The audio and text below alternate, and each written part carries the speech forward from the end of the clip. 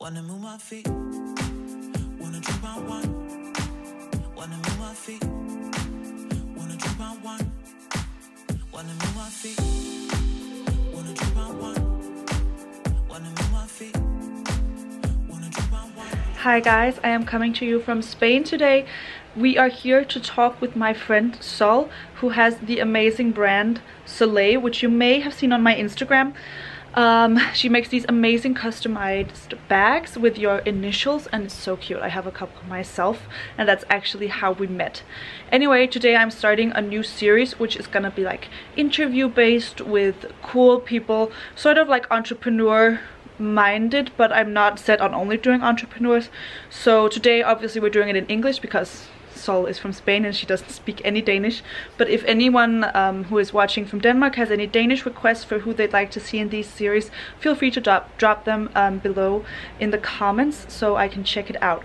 But anyway, I'm here at her beautiful home in Spain, and we are gonna sit down and have just like a little inspirational chat about being business owners, entrepreneurs, and especially sort of about manufacturing, because that's what we sort of talk about a lot together. Sol has helped me a lot with regards to my manufacturing issues I've had with Club Lemonade, which is my brand.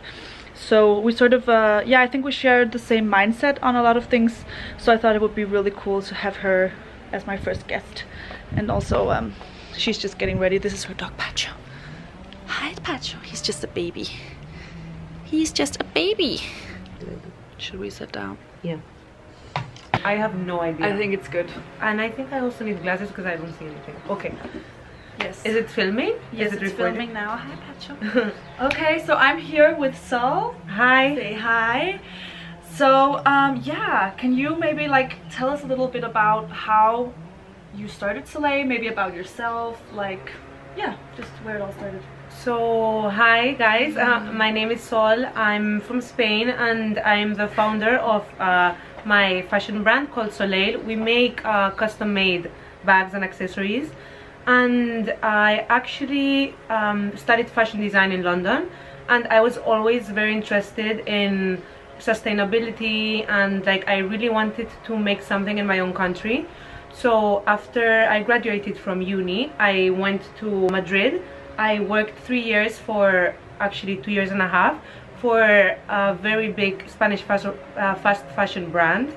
And then I got a bit sick of it, and then I decided to try by myself, and here we are now. So, yeah, here we are. So what was sort of like the idea for SOLEIL? How did you come up with that? Like, well, I wanted something like very unique and, like I said already, sustainable. So I wanted to do something like made to measure for a client, so that the client feels special. And like I said, also something made in my country, because after working for like fast fashion and working with China, Bangladesh, and like seeing the working conditions a bit, and like how everything is like basically copying the bigger designers, I wanted to like totally go away from that and about like inspired in like luxury Mediterranean. So my country, south of France, Saint-Tropez, Mykonos. Perfect for all those vibes. Yeah. Exactly. Yeah, that's super cool. And yeah, you and I, we actually met through Instagram, which is amazing. Amazing tool for both like your brand, but also for networking and like meeting other people. Exactly. Yeah. So yeah, basically like Sandra and I met on Instagram 1 year ago.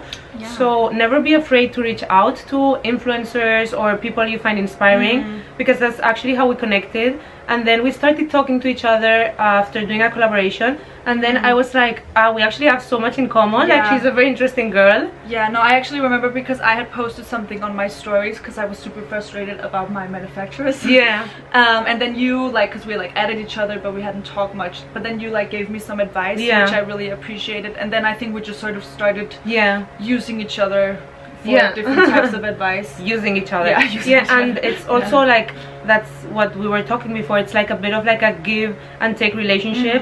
So if you're expecting, like for example Sandra, she's like a big influencer, so if you're expecting to do like a collab with like a big influencer or someone you find inspiring, you also have to offer something. So it's always like, I think it's also really important, you know. So yeah, definitely.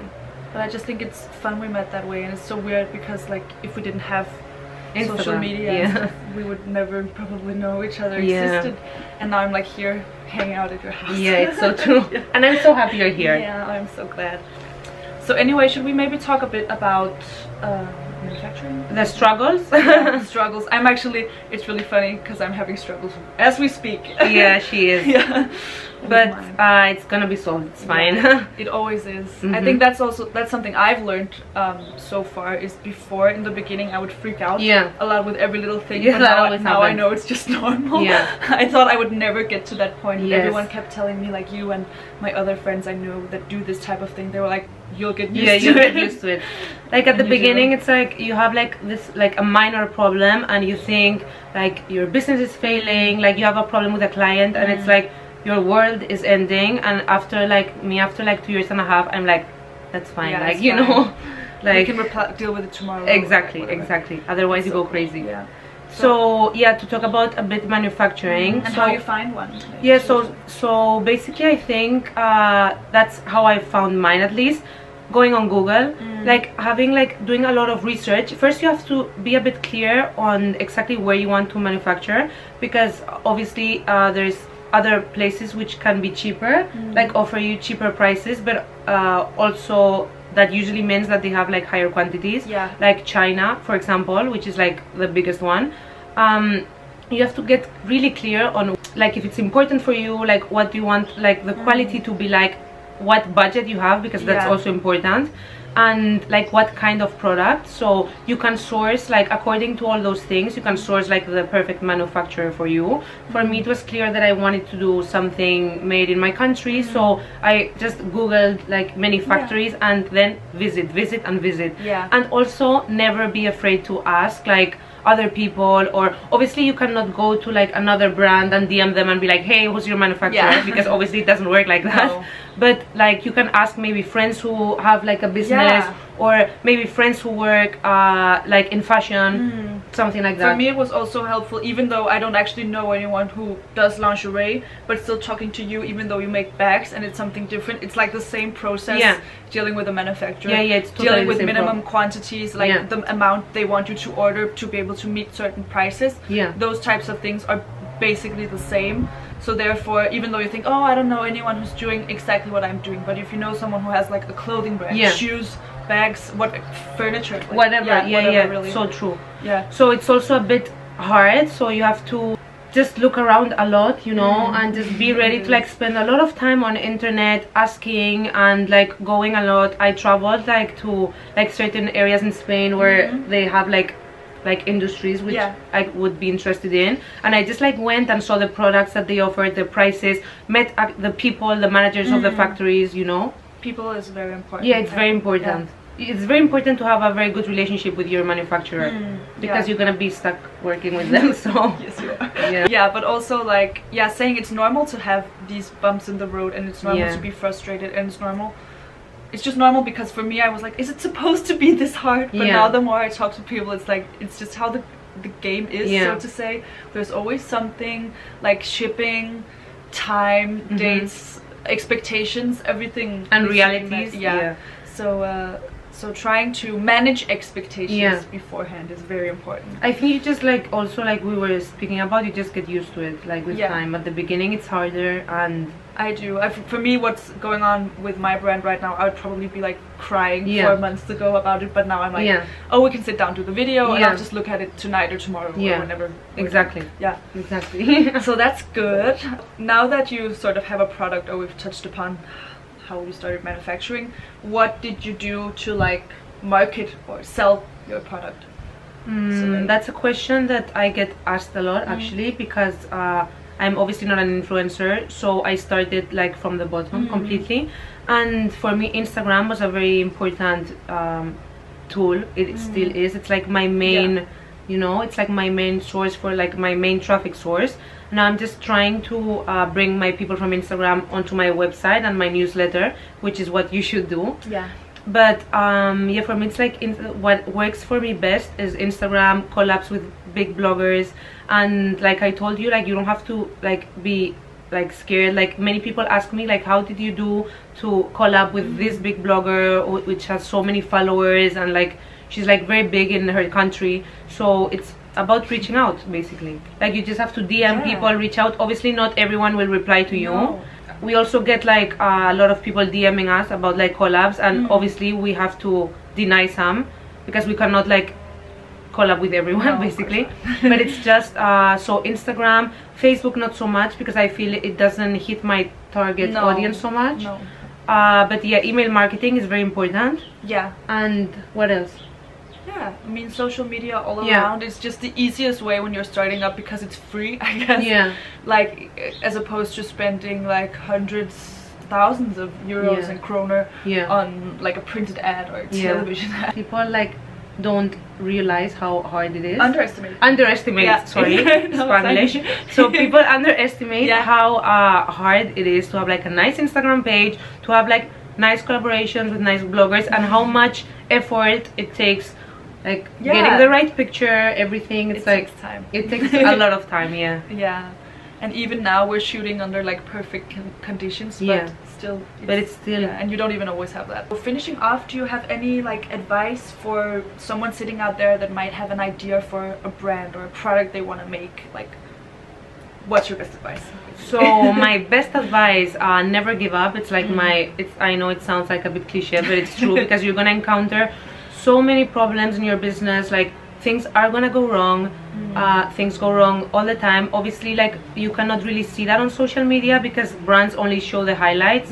Like for example, if I have like a problem with a client or with like my production, I'm not gonna post, oh my god, this happened, you know. So I just post the good things. So yeah, never give up. Have faith in yourself, and also I think it's very important to be very self-disciplined when you're working for yourself, because I was talking to Sandra like about this. No one is gonna do it for you. Either you do it for you or no one will. It doesn't get done. It really doesn't. So it's like talking to suppliers, emails, shipments. Obviously you can hire help, but you are the one that knows your brand best.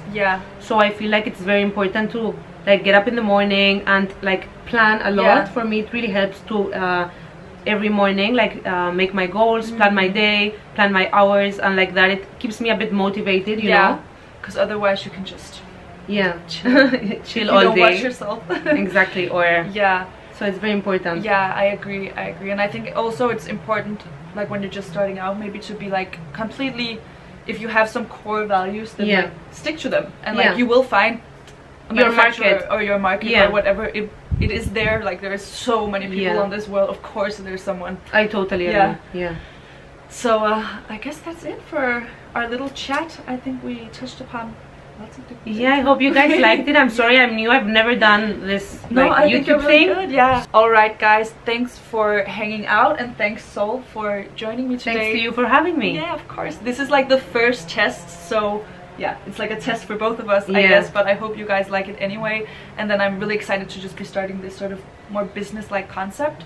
So anyway guys, thanks for watching. Thanks Sol. Thank you. I hope to see you next time. Bye guys. Bye. Wanna move my feet, wanna drink my wine, wanna move my feet, wanna drink my wine, wanna move my feet, wanna drink my wine.